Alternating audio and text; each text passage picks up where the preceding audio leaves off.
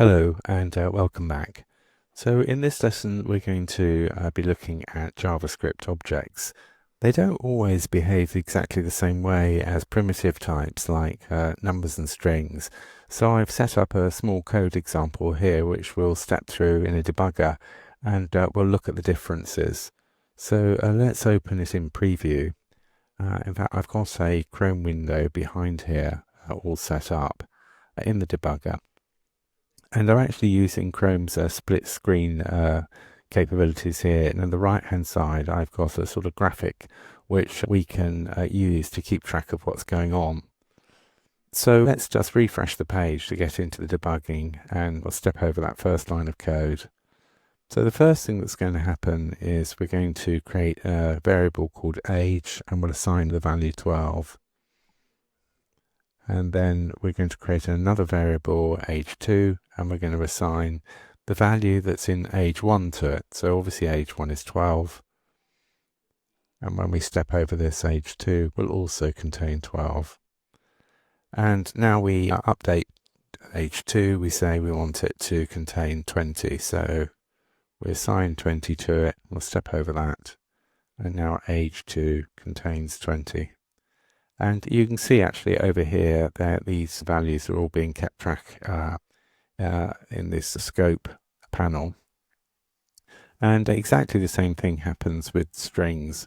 I can assign name1 to Fred, or Fred to name1, and then the value of name1 is assigned to name2. So at this point they both contain Fred.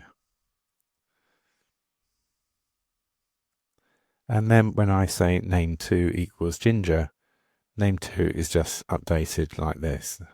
All of this must be painfully obvious. But the reason we've done that is because this isn't really what happens when we work with objects. So let me create another variable called person1. Now this variable is going to be an object, and the object in question is this. It's name Fred age 12. So it's got a couple of properties. Now you will be forgiven for thinking that what happens is we now have an object in here with blah blah blah, the name and age properties, but that is not what actually happens. What actually happens is that a new object is created somewhere else in a place called the heap, and let's just create that. I'm not going to bother with the quotes just to save time. Age 12. So here's our object. It's been created in the heap. So that's the right hand side of this assignment taken care of. And then the left hand side is the variable person. So here's our variable person. So that gets created. So once these two items have been created, then a value is placed in the person variable which points to the location of this object in the heap. So let's just create our pointer. So typically what would happen would be this would be sitting at some sort of location, or you can call it memory address, inside the heap. And wherever that location is, the sort of number of that location or address of that location would be placed in here. We call it a pointer. It's just a number that references the location. And the next line of code, when we assign person1 to person2, so it would at this point create person2 as a variable, and it would assign to it whatever value is in person1, which of course is the value of this pointer.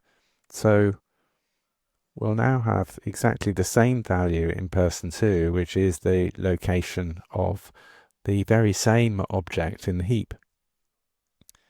Let's just step over that line of code. And you can actually see down here, again, we've got person1 and person2 are both pointing to name Fred, age 12. And when I update the age to 20, over here, we can now see that both on the right-hand side, person1 and person2 are both an object, name Fred, age 20, because of course it's one and the same. Now over here I've created a function increment person age. It takes a parameter called person, and while it's running it increments the age of the person. So let's just step into this function. And now what actually happens when we call this function, we passed it an argument person1, which is obviously this value over here. And we've got a parameter person. So temporarily, the runtime creates a new variable, a stack variable called person,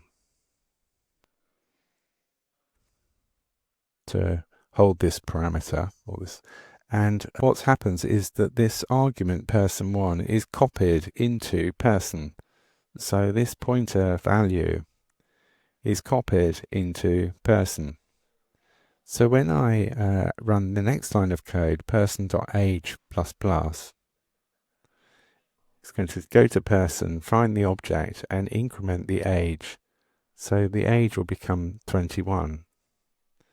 And indeed, we can see over here in the local stack, person has got a name Fred and age 21.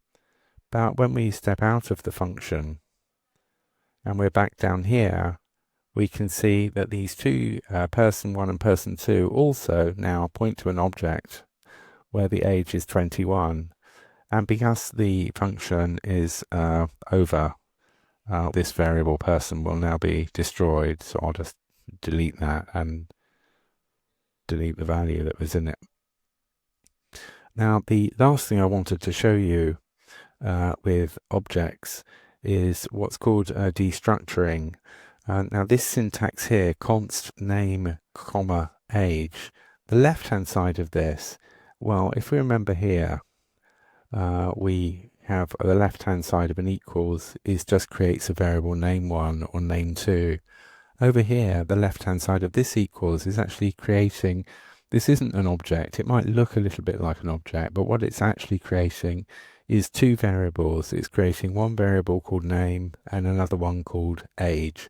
It's just rather unfortunate that it looks like the object syntax that we used up here, but when it's on the left-hand side, it's just creating two variables, so name and age. And they are assigned to the properties which are called name and age inside whatever's on the right-hand side. So this syntax expects to have an object on the right-hand side, and indeed it is. This person1 is an object. So what's going to happen when this line of code executes is name is going to take the value Fred, and age is going to take the value 21 in completely new variables. So we'll end up with name is Fred and age is 21. So let's just run that line of code.